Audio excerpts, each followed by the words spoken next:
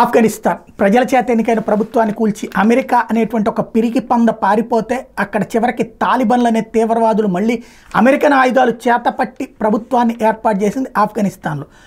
అయితే ఇదివరకటి రోజుల్లో విదేశాంగ శాఖ ఉండేది, వాళ్ళకి ప్రతి దేశంలో కూడా రాయబార కార్యాలయం ఉండేది. ఎందుకంటే అప్పుడు ఆఫ్ఘనిస్తాన్ని ప్రపంచం అంతా గుర్తించింది కాబట్టి. తాలిబన్లు ఆక్రమించుకున్నాక అసలు వాటిని గుర్తించట్లేదు, వాళ్ళకి జీతాలు ఇచ్చేవాడు కూడా లేదు. ఇప్పుడు తాలిబన్లు అధికారికంగా ప్రకటించారు విదేశాల్లో ఉన్న ఆఫ్ఘనిస్తాన్ దౌత్య కార్యాలయాలతో తమకు సంబంధం లేదని. మునుపటి నేత అష్రఫ్ ఘనీ ఏలుబడిలో నీ సర్కారు జారీ చేసిన వీసాలు, పాస్పోర్ట్లు, ఇతర పత్రాలను పట్టించుకోబోమని తాలిబన్లు తేల్చి చెప్పారు.